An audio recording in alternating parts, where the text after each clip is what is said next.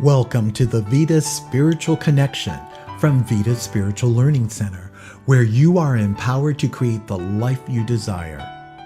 Our guiding belief is, by valuing and empowering all, we inspire a joyous and fulfilling life. At Vida, we study and practice the teachings of the science of mind and spirit founded by Dr. Ernest Holmes. Each week, we present an inspiring spiritual message and a guided meditation. Now, here's today's message. Welcome to this edition of the Vida Spiritual Connection. I'm Gary Takesian, a Science of Mind practitioner here at Vida, and it is my honor to bring you today's message. This month at Vida, we're exploring the idea of divine pairings, where each week we're considering two aspects of our lives that work in harmony together.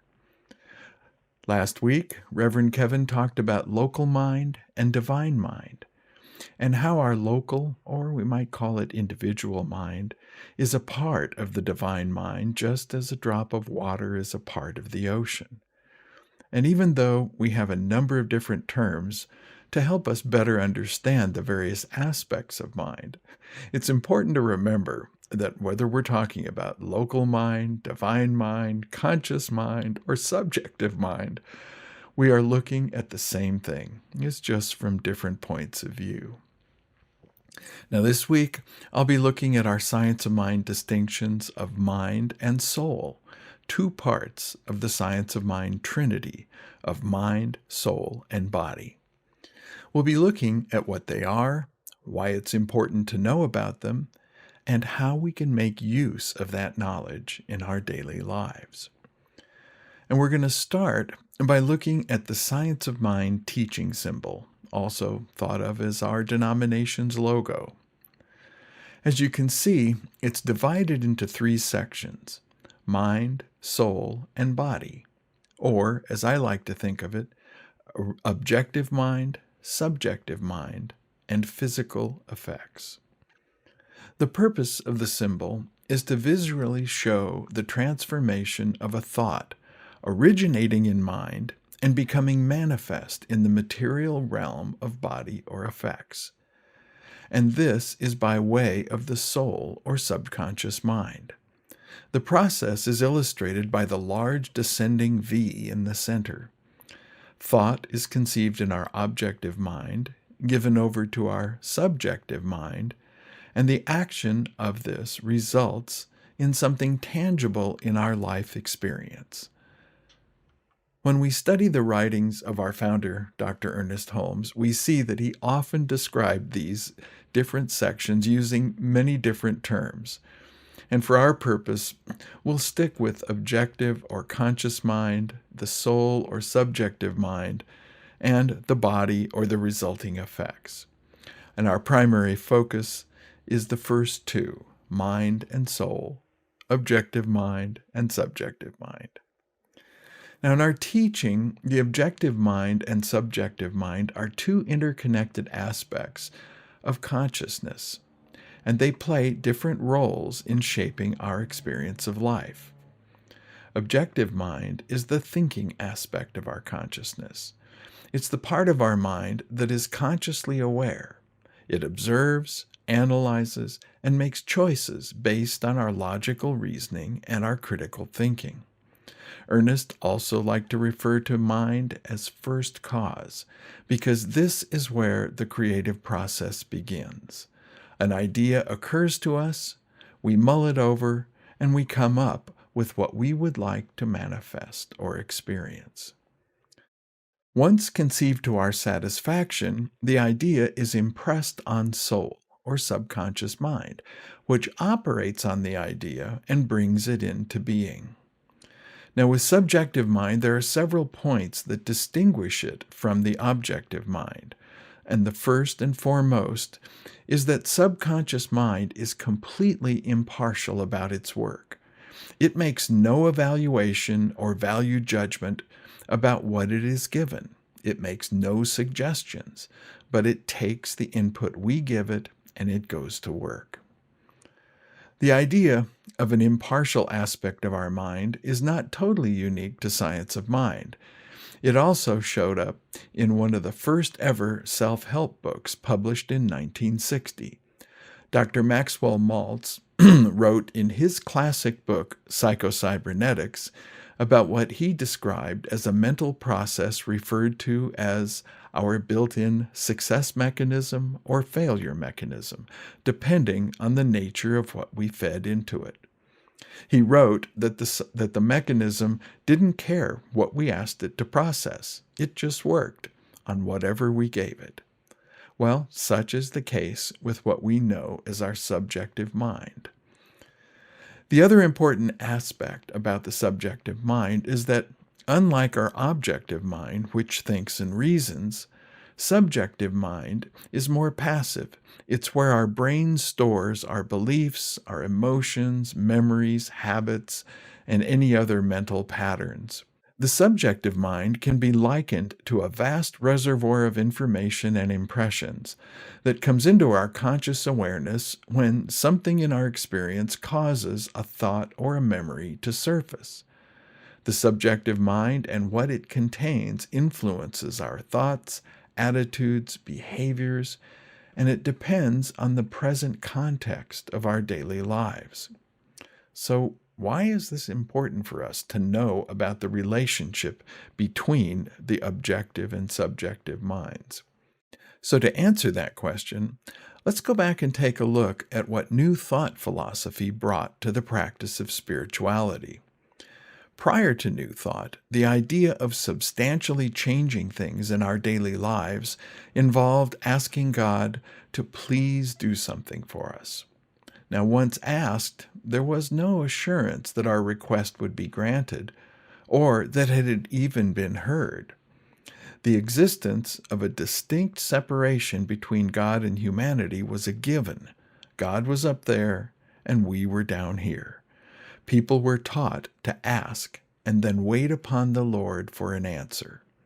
And it seemed that if they were found worthy, God may then answer their prayer. Now, New Thought, which Science of Mind is a part, ushered in an understanding that there is no separation between God and humanity, that God actually exists in and through all things, including each and every one of us, and that creation didn't stop in biblical times. It is alive and well, now being available to us through our oneness with the divine. New Thought gave us the understanding that our thoughts are creative and that the universe actually responds to our thinking and will bring about that which we desire by the power of our belief. As the Master Teacher Jesus said, "Be it done unto you as you have believed." We learned from New Thought teaching that we need to have a clear image of what we desire, along with a firm belief, in order to bring our desire into being. We learned to boldly state what we desired, as though it already existed, to live from the wish fulfilled, as the New Thought teacher and writer Neville Goddard explained. This was exciting news for many, and while what I've shared here is but a micro-encapsulation of what New Thought philosophy brought to us, it does remind us that we have the God-given power to create what it is that we desire. And knowing the relationship between mind and soul, between objective mind and subjective mind, and the power within that relationship gives us a starting point to achieve what we want to experience in our lives. How do we go about making use of this relationship between mind and soul? Well, first, it's important to keep in mind that one of the foundations of Science of Mind philosophy is that we live in a cause and effect universe, that everything that exists in our physical world originated in spirit or mind. Thought is cause, manifestation is the effect. What brings our thought into being is the work of soul, our subjective mind. We consciously plant the seed with our thought, and soul takes it from there. And just as we need fuel to propel our cars forward, the creative process also needs fuel to move it forward. And that fuel is belief. If we want it to be done for us, like Jesus said, as we have believed, then our belief must be as strong as we can make it. Wishing and hoping in the context of the creative process just won't cut it. We can't be wishy-washy about it, firm one moment and hesitate the next. To help us remain resolute in the desire we pass on to soul, Ernest Holmes gave us the tool of mental equivalence. This refers to creating a mental image or a representation of a desire that we can hold in consciousness. As I mentioned earlier, everything that exists in the physical began as a thought in mind. To that end, Ernest encourages us to be as precise as possible in forming a mental equivalent of what we want. It needs to be as detailed as we can make it. And since we need a strong belief to fuel the creative process, a mental equivalent infused with our positive feelings that we can easily bring to mind any time will help us keep the desire and the belief alive in consciousness. We have available to us a spiritual practice called visualization to help in creating a detailed mental equivalent. Visualization is where we use the practice of meditation to focus our attention on what we desire. In a peaceful state, free from the distractions of daily life, we spend time seeing the fully manifested version of the wish fulfilled, as Neville would say. The more specific and detailed, the better. And we want to infuse it with the positive feelings that will come from when we actually see it manifest in our physical experience. Ernest Holmes wrote, "We cannot demonstrate beyond our ability to provide a mental equivalent of our desire. Subjectivity is entirely receptive and neutral, as we have learned, and it can take our thoughts only the way we think them." He also wrote, "Having a strong picture or mental concept and holding to that equivalent regardless of the circumstances or conditions, we must sooner or later manifest according to the concept." For me, the creative process is the very essence of our Science of Mind teaching. And even though it has become somewhat of a cliche, our Science of Mind motto, "Change your thinking, change your life," still holds true.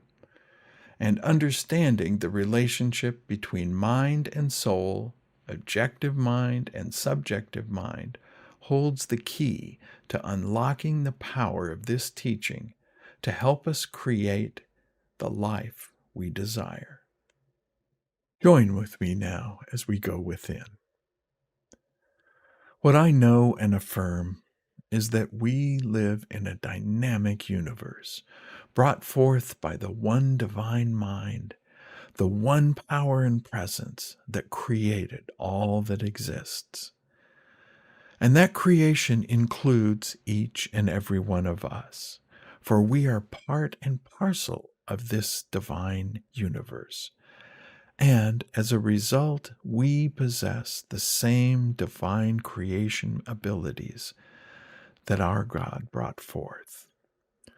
And what I say for each of us this day is that we take this creative divine energy and that we bring forth that in our lives which brings us joy, and that in our lives which brings forth joy for all whom we come in contact with. For we have that divine ability. And let's take that divine ability and just create magnificence in our lives. And so I give thanks for this knowing. I give thanks for this creative ability, knowing that as we take that, we bring forth wonderful things into life. I give thanks for knowing this, And I now release this into the power of the creative force, knowing that it takes what I have said and brings it into manifestation. And so it is, and now it is. Amen. And now stay tuned for our time of meditation. Hi, I'm Reverend Keven Kadel, and today I'm facilitating a blend of a progressive relaxation and loving kindness meditation.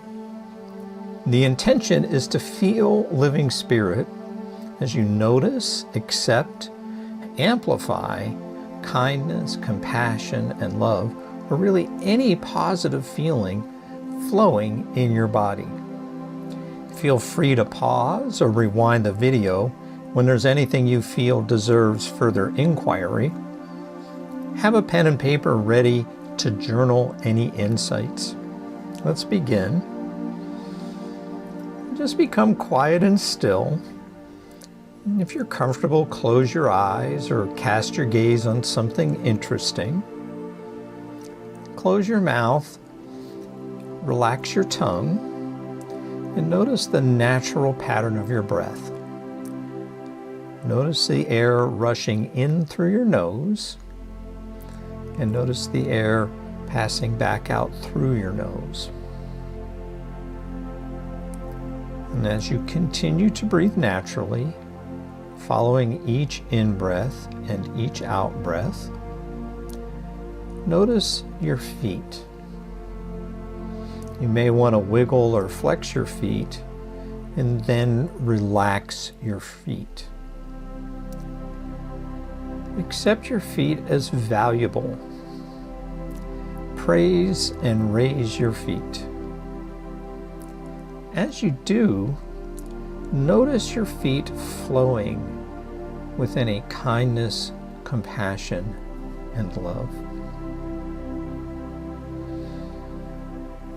And as you continue to breathe naturally, following each in-breath and each out-breath, notice your hands. You may want to wiggle or flex your hands, and then relax your hands. Accept your hands as valuable. Praise and raise your hands. As you do, notice your hands flowing any kindness, compassion, and love.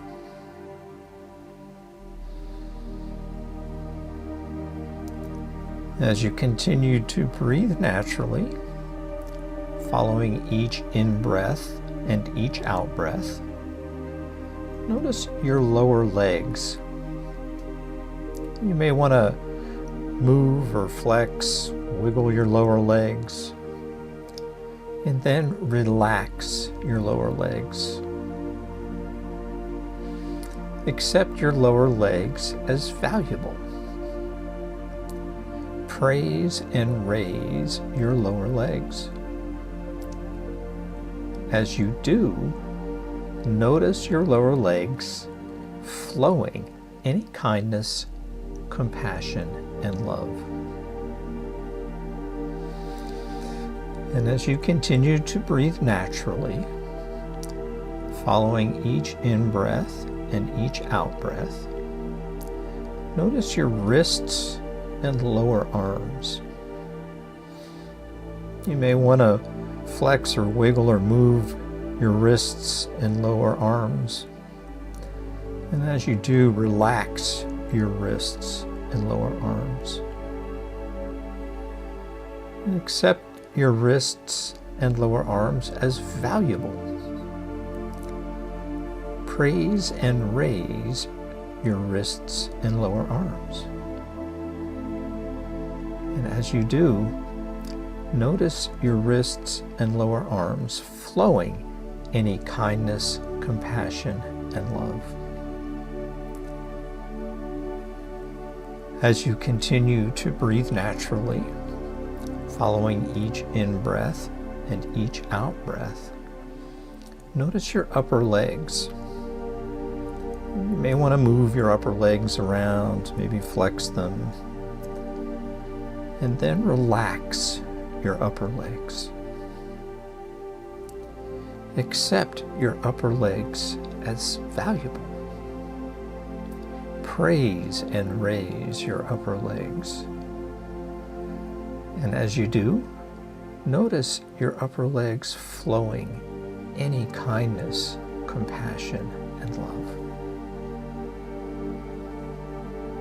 As you continue to breathe naturally, following each in-breath and each out-breath, notice your upper arms. You may want to move or wiggle or flex your upper arms, and then relax your upper arms. Accept your upper arms as valuable. Praise and raise your upper arms. As you do, notice your upper arms flowing any kindness, compassion, and love.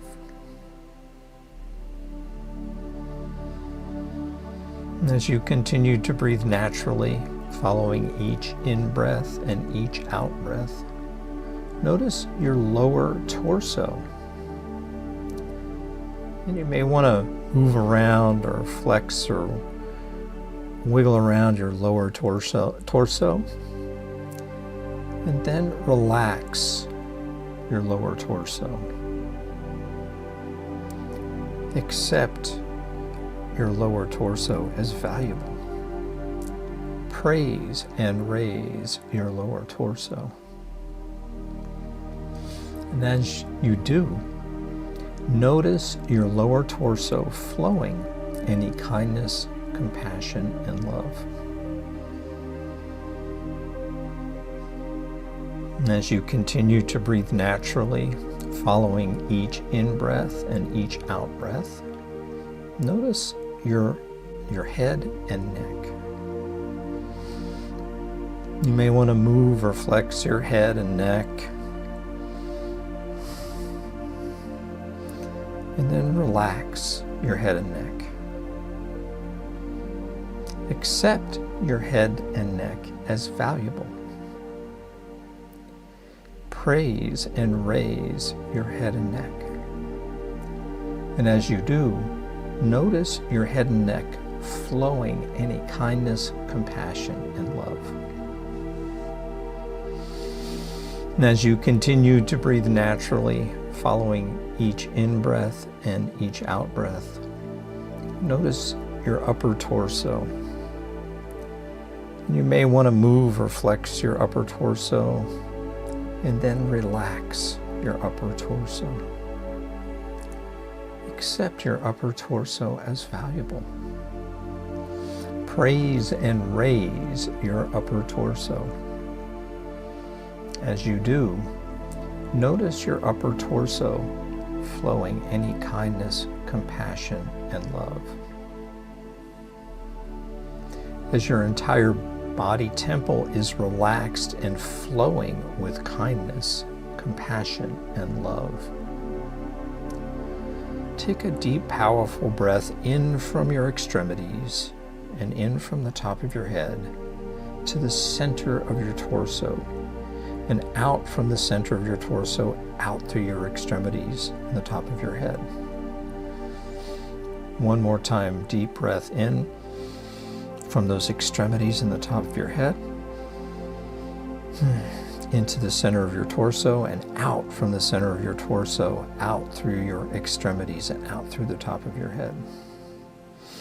One more time, breath in through the extremities and the top of your head into the center of your torso, and breathe out from the center of your torso back out through your extremities and the top of your head.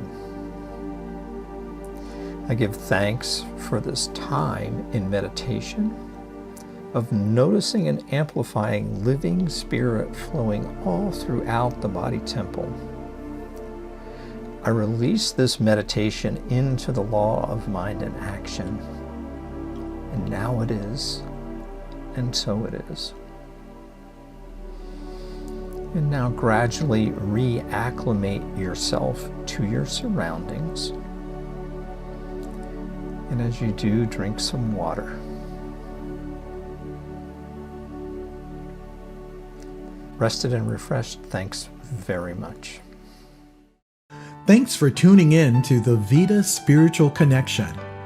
Please visit our website to submit a confidential prayer request.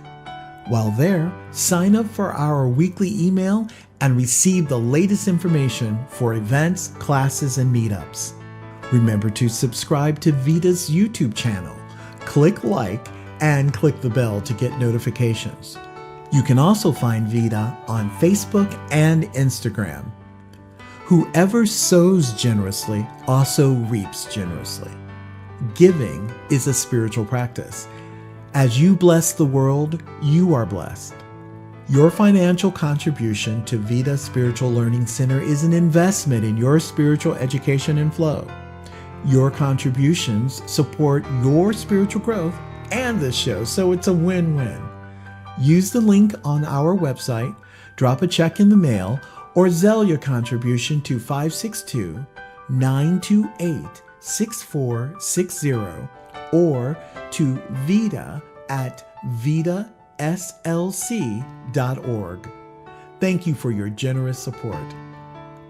Have a wonderful week and see you next time for the Vida Spiritual Connection.